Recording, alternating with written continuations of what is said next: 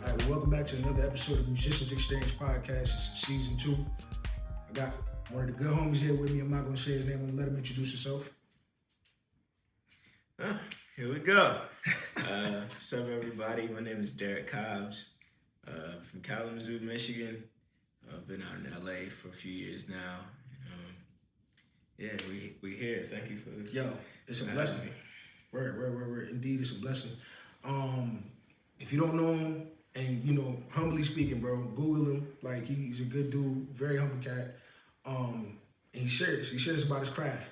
And, I respect that big time. Like, he's been solid the whole way through. And I actually met him through my father. My father does security for a couple of artists and stuff like that, and he connected us, he introduced us, one day backstage while he was working with Neil. And it's been good vibes, good energy, and been love ever since, man. So I appreciate the opportunity, bro. No doubt.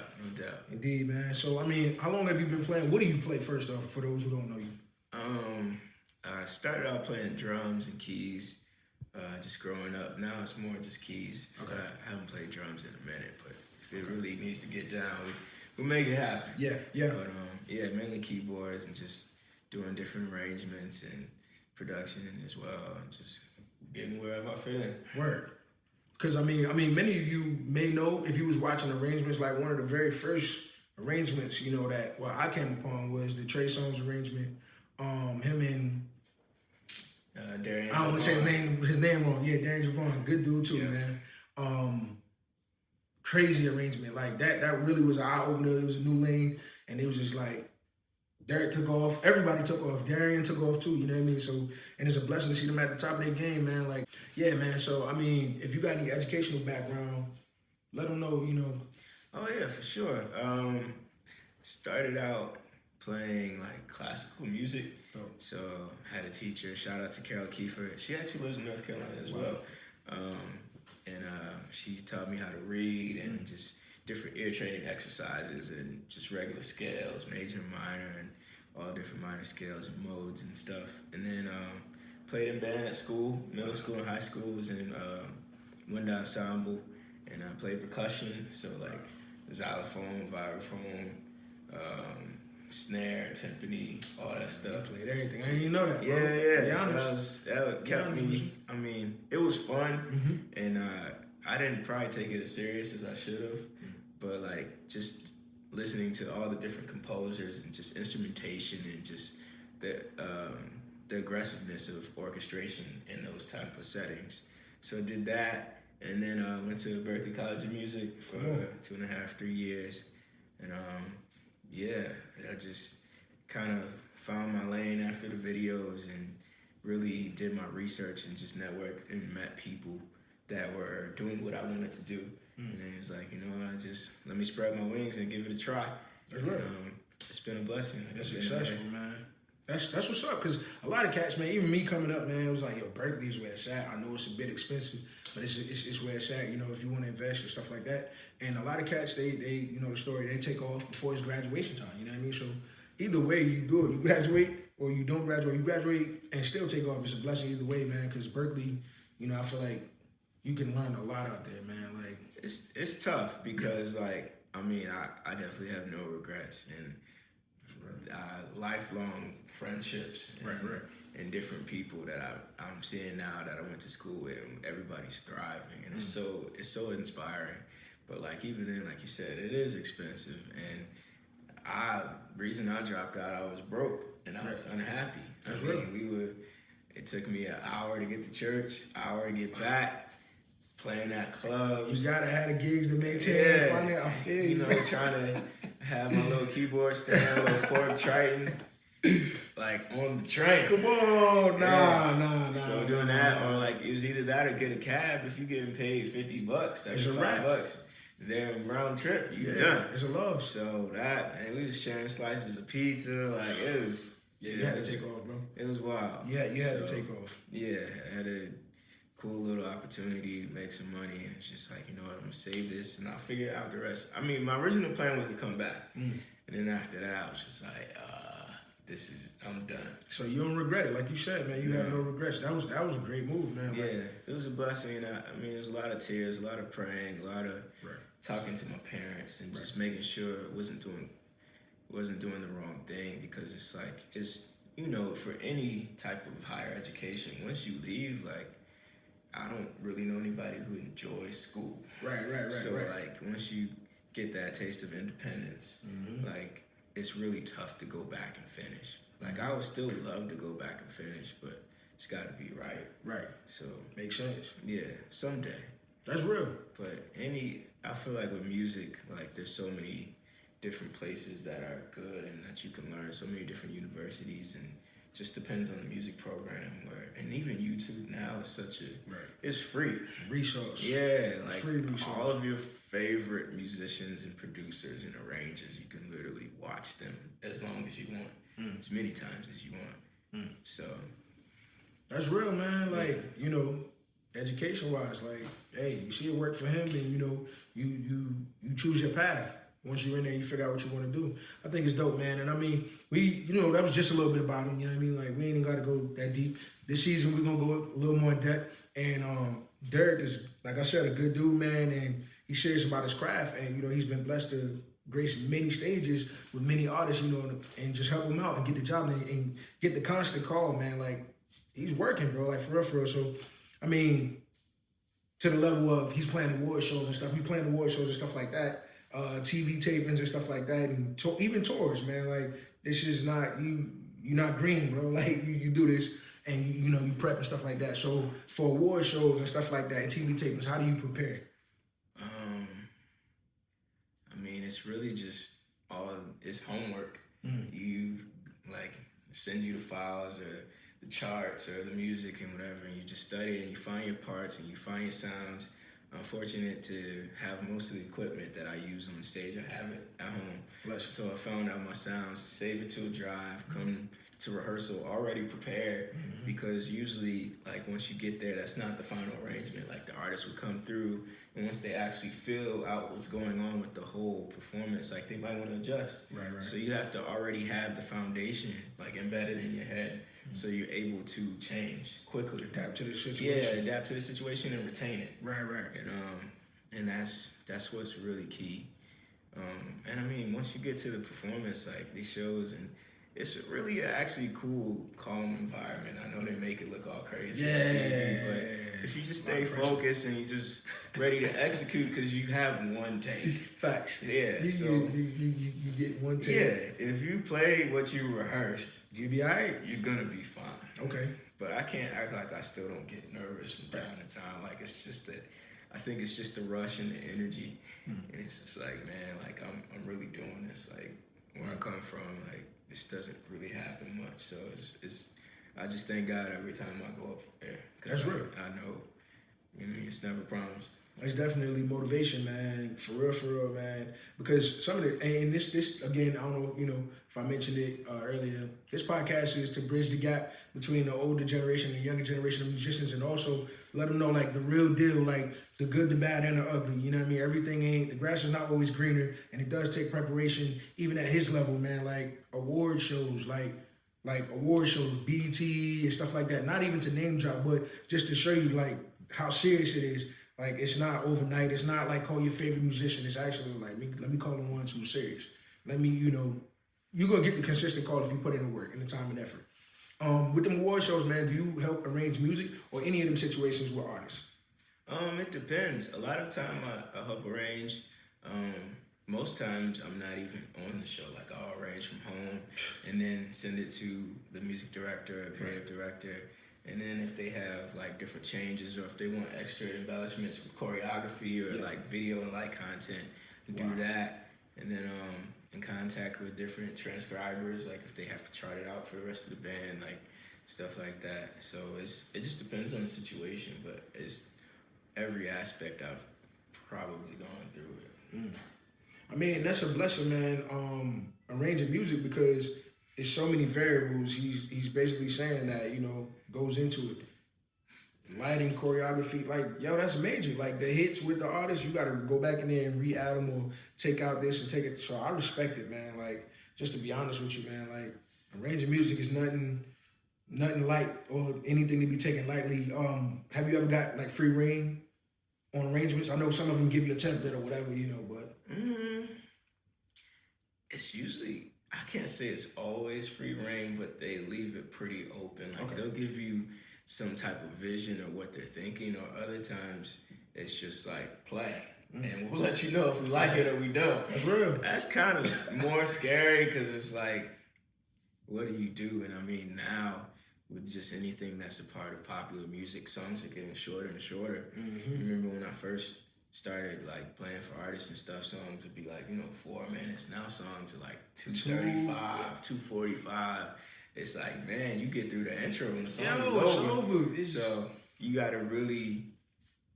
have to really make it impactful and effective within a short amount of time without getting in the way of the artist. Because at the end of the day, it's still about the artist. Like this, everything we do is to enhance the experience of the performance of the artist. So like, and that's fun to me to get in and out, but still be able to take musical risk. Yeah. And like make it exciting, but it's like all right, let's sneak back in the pocket, let's get back in the cut. Yeah. But like we're gonna go hard. Yeah. I was told, man, you should be able to tell a story in a short amount of time. And I was just like, yo, I mean, that's a great way you put it, but it's like now, you don't want to just give them the main idea. You don't want to give them the main, it's a task, but once you got it, like you said, man, it's something fun. So not even to jump back to what we was talking about as far as preparing for award shows, I got a couple, buddies that have like weird routines before the show. So I'm gonna ask you this first. What's the biggest crowd you've ever performed in front of? Oh, yikes. That's crazy. I mean, this most recent, in October, we did Rock in Rio with Charlie Puth, and that was like 75,000. I feel like we've done more than that, like in the Middle East or somewhere, like Dubai or Abu Dhabi, I can't remember. And it was like 80 to, we did one with Neil. It was like 80 to 90,000 people. Man, the energy. Like for F1 event a few years ago.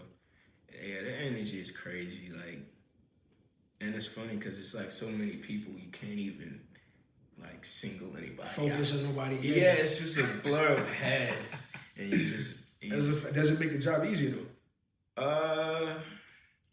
Not really. I think it's more of the people that are around you, the camaraderie that's on stage, the band and the dancers and the crew. That's who you rally around to really get the energy from. And I mean, yeah, you hear the screams and all the fans singing along. Like you can feel when they with you. Right. It's just you really have to know that like whether they're with us or whether they hate us, gotta get the job done. We gotta get the job done, and we gotta have fun either way. So, like I'm ready for whatever. That's real. Yeah, that's real, man. Cause I got a homie, man. I ain't gonna call his name out. He takes showers after every sound check. Before the show, like, even if he already took, I learned, I ain't gonna lie, we laughed, but it was like, hey, if that's what you gotta do, man. What instrument does he play? Drums. You probably know if I tell you that. I can't be mad at that. Does he work up a sweat? Like, no, it's on some that's how he calms down. I understand. I honestly, I've never said this on camera, it's kind of weird, but like, if I'm working on an arrangement, if I'm stuck or like don't really have any ideas, I'm not inspired, I'll take a shower and I won't play the song. That's a fact. I'll just sit there in the shower and just think about it. Yeah. And I get out, I'm like, I got it. Wow. Yeah. Wow. Yeah, it's weird. Yeah, cause something about water, bro. Yo. But not after. Not after sound check. Well, right after sound check, I gotta go. Where you going? I gotta go take a shower real quick. Whatever, to each his own, man. Like, I chew gum, bro. Like a few other people, so. You're the freshest drummer out there. Man, yeah.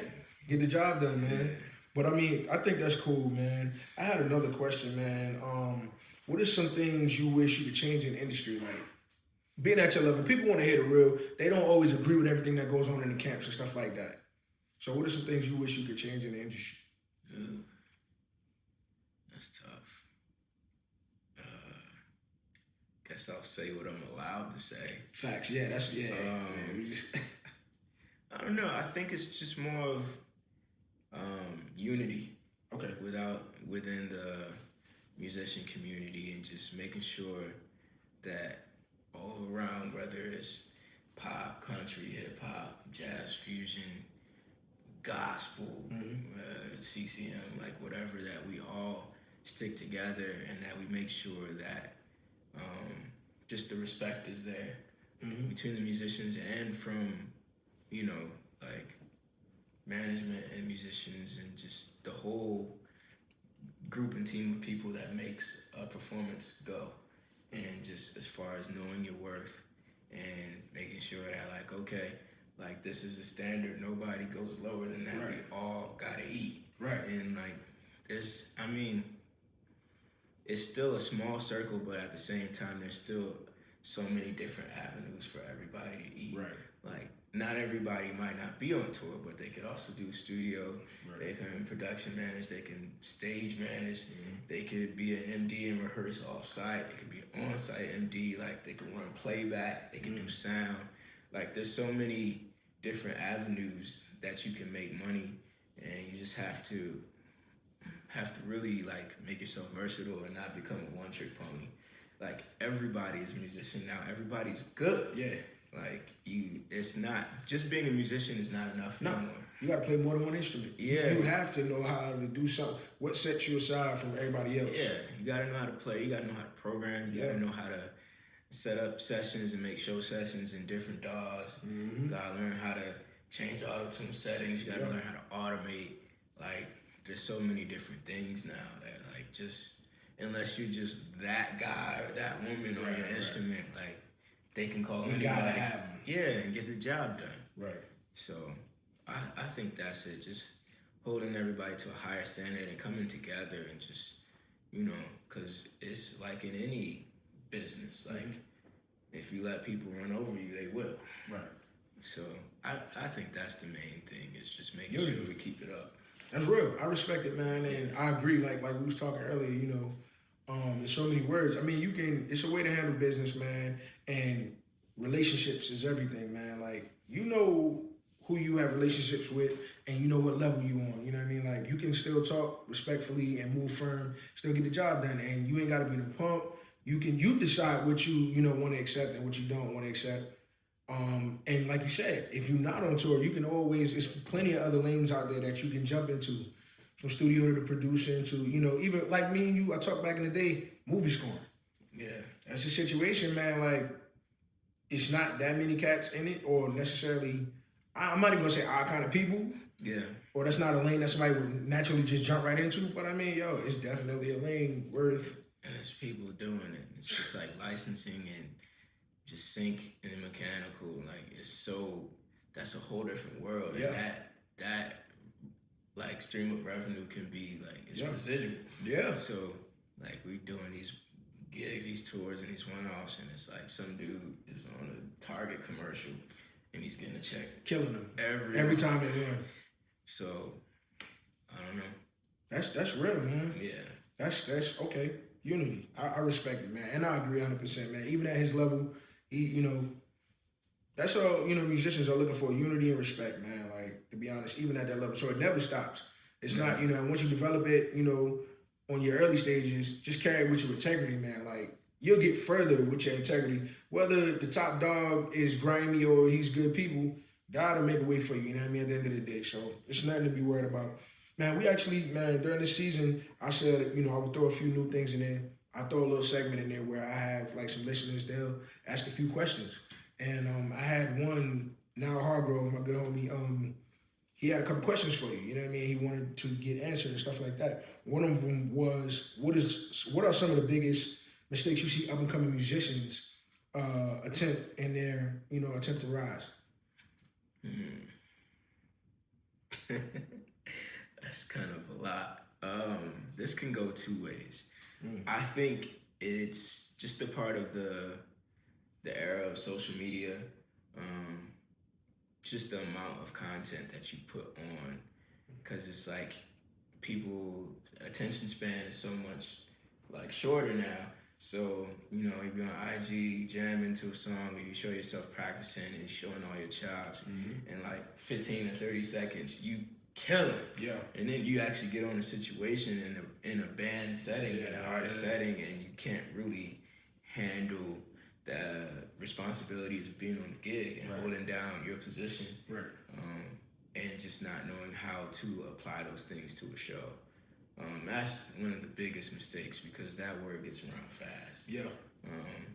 Because anybody can sound dope on Instagram, facts, or Twitter or whatever, and it's like you don't know how many takes they did, and you can't really tell what their tone is. Like. Facts. So like, you could be playing guitar or something on there and you sound great, but then like you show up to the gig and like yo, distortion tone is crazy, clean tone, there's no verbs, no chords. Like it's just like, okay, I need you to do a line here. And you like, I can't switch that fast. It's like, well, this is what we need. So meet the requirements. I would say that, and then just sticking to social media as well, with just knowing your demographic and knowing the image, and the fan base. Like if you want to get hired for certain gigs with certain artists, like you gotta think about their image, and that even though you still are a hired gun, you are also a representation of their image.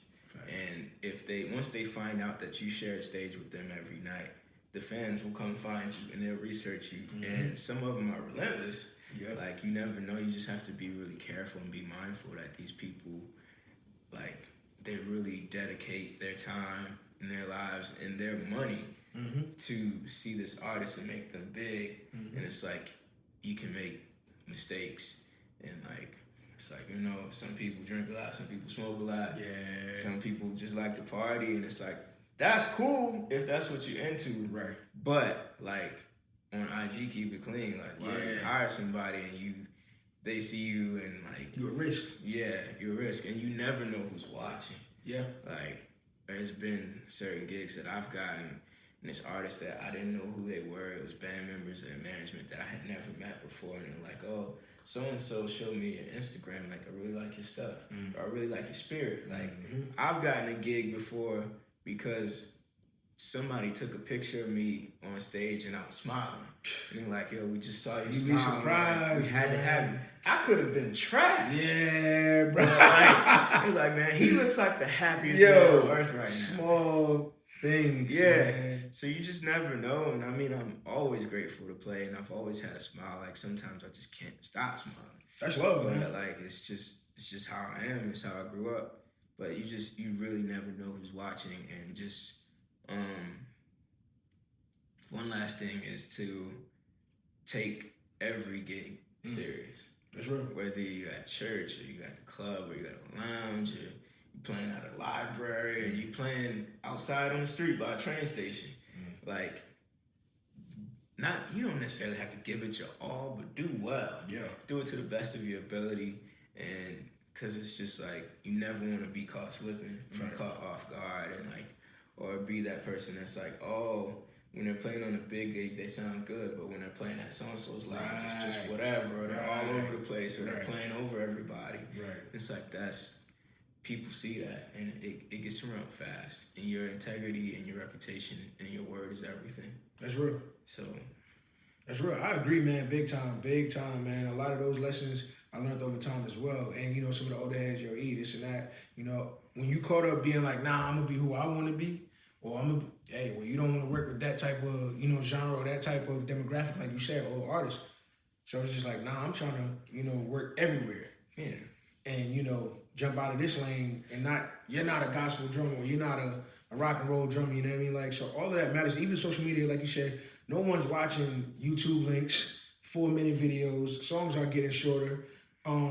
They're looking for patterns. They're looking for, you know, can you play the show? And like you said, man, it's so imperative, bro, that you can come to the show and do what they ask. Like, meet the requirements, man, at a minimum. Like, don't just, and like you said, takes. That could have been take number 45 for a minute Instagram video. You blazed that joint, got all kind of crazy plugins on it.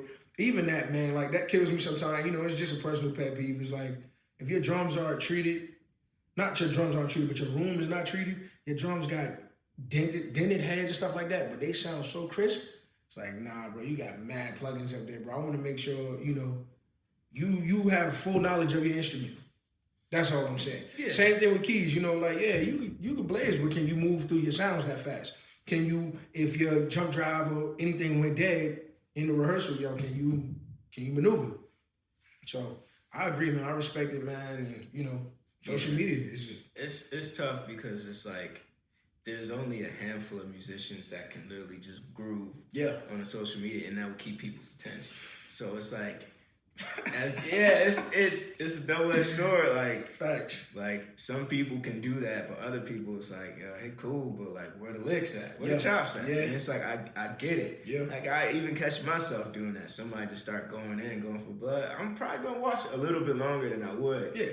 But I think even playing pocket and playing grooves on whatever instrument it is, I guess you're more exposed because it's minimal. Mm-hmm. Like everything has its own part and section, and if it doesn't feel good, it's easier to tell. If you got chops and your feel isn't the greatest, you can kind of mask it because it's like you're playing some incredible stuff and a lot of vocabulary. So, you know, that's real. That's oh man. Win some, you lose some. Yeah. That's real. I got another one. What is one of the biggest misconceptions about the industry? Being that you know, in your shoes. Without getting in trouble, you know, because I know. It's cool. I don't know where to begin. Wow. I would just say a gig will never be longer than 3 hours. Okay. Okay. So you're responsible for those 3 hours and the other 21. And a lot of times the 21 is more important than the 3. I agree. So you on a bus, you on a plane, you living with these people. So you just have to, I mean, you're not going to be everybody's best friend. Right. I've been fortunate to play and tour with my homies all the time. But like sometimes there's somebody you're not going to necessarily like, or they might not like you. But like y'all here for the common good and to get this job done. Right. So it doesn't matter. You have to leave that stuff at the door. And maybe, you know, later down the line y'all might be cool, cordial, and decent. But yeah, that's where like integrity and character comes in. Also like I think finances. You have to be really careful and just be ready for rainy days. And because I mean, things are real. You get paid for the work you do. Right. And a lot of this time is just a lot of time. Situations are like, I guess, based on like disagreements. Right. If you really value them, then you put it in writing. You'll have a contract or whatever, at least an email with a paper trail. It's real. But things get canceled, things get pushed back. You know, like the artists you play for are real people as well. They go through things. So you have to be ready for, like, if you're supposed to make a lot of money and the tour gets canceled, you may get some of it, you may not get any. Right. And so it's like, don't make a major purchase until you know that it's solidified and the money is there. It's real. Or if you have it saved up already. Those are the main things. And just being accessible, making sure you have some type of transportation and proper gear, proper cases. Like, take care of your gear. I think that's it. Just the lifestyle of it. I mean, I like how you put that, man. Be responsible for the 21. Like, yo, it's more so off the instrument after the show or before the show. Like, it's crazy. Yeah. It's very, because you can seem problematic just asking for your money. If you having, you know, issues with the camp or the management or whatever, why you asking for his money? I mean, yo, bro, we did the show like a month ago. Like, you know, it was agreed, so-and-so, whatever. So I respect it, man. Like, like 21 hours. Yeah, just watch the way, how you talk to people, how you treat people. It's common sense and basics of life, but people, I mean, you get it. People have families, got kids, got different things, and different things they're going through. And just have to be ready for it all, because you just never know. Like, especially even dealing with labels and stuff or TV shows, like, you don't get those checks right away. Like, it's rare that you do a gig and before you get on stage, somebody hands you an envelope like, "Here you go, thank you." Yeah. Like that's not how it works. Sometimes you can wait a month. Some people 90 days. Some people just straight quarter. Yeah. Like. Oh wow. Yeah. It depends. Wow. It depends. Wow. So it's like. And that's another level, man. Like for those of you musicians who want to, get to this level and achieve what he's achieving, you gotta understand, you go from getting paid the day of the gig to invoices, and everything on paper for the most part, or whatever's agreed, however form of monetary or whatever. But as long as you understand that some gigs you're not gonna get paid for right away. Like he said, quarterly, every 2 weeks, monthly, whatever. However the camp has it set up with management. That's a maturity and discipline thing. Like, y'all understand this. Like you said, I respect that, man. Don't make big purchases and stuff like that. Like, have faith, but don't wild out. Like, make sense, bro. Like, and even like I've been there before. Like, you get ready for the gig and you're supposed to get X amount of dollars a day for per diem. Yeah. And then you get there and like, all right, where's my PD? And they're like, yo, you put it in the check. It's gonna be invoiced. Oh nah. So then you like, yo, I'm out here for 5 days and I got $100 into my name. Like, wow. How am I gonna eat? Yeah. So, and I've been there, and it's not fun. Wow. Just different things, or like, you think you're gonna get a certain weekly salary, but you didn't count in like taxes. Yeah. Yeah. So it's like I'm about to get this a week. But then once the taxes hit, it's a different number. You already got some agreements. Different number. Uncle Sam come to get you, and he gonna get his. Yeah, every time. So just to wrap it up, man, not to even take up much of your time, because you mentioned finances, planning after playing. Like I know you're young, and you don't plan on doing this forever, and you still gotta maintain and survive and stuff like that. What are some of your plans without going into detail, giving away so much? I mean, everything. It's just there's a lot of opportunities that we don't have just from, different people's upbringings, but just having the capital, people making all these big investments and these big moves just because they have money to burn, money to blow. Right. So we have to work twice as hard to make the money to maintain and pay our bills and take care of ourselves, but also put some way to save and also invest. So stock market, real estate, cryptocurrencies, regular currencies, like just reading the news and just reading different things and seeing what's out there and seeing like which corporations are about to go public. I read that. Like I'm always on everything. Like even now with the whole trade deal with China and different things that are going on, the price of oil and gas. Like I'm on that. So it's just like it's different money. That's real. Being in LA, gas is outrageous. Yeah. So you gotta be. Facts, bro. You can't just roll out here and be like, yo, I'm about to go get a V8. Yo, Okay, yeah. They're about to take you to the cleaners. Yeah. So, different things like that. Just really, because, you could save as much as you can, but if you don't take certain risks, you're not going to get ahead. Saving is amazing. I'm super frugal with my money sometimes, except when it comes to sneakers. Right. That's a whole different problem. Sneakerhead, I feel you.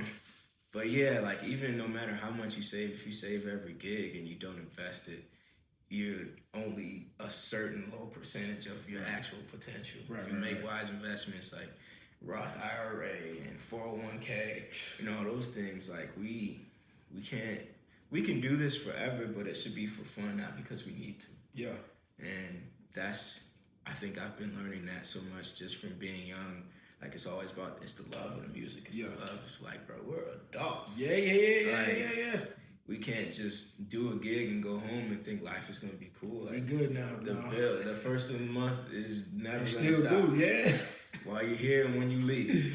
Rehearsal, like, we gotta lock this in. This can't get canceled.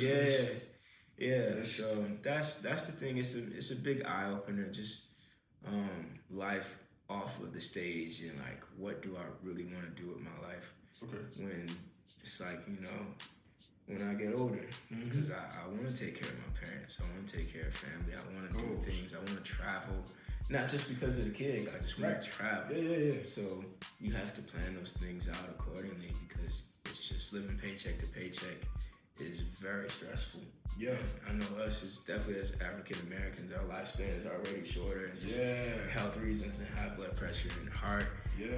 Like it's we have to work extra hard. So. That's real. That's real, man. Like, you know, like I said, man, I ain't gonna take too much more of your time. I appreciate it. And like I told y'all, man, from, you know, just from right here, this episode, man, he's very humble, man.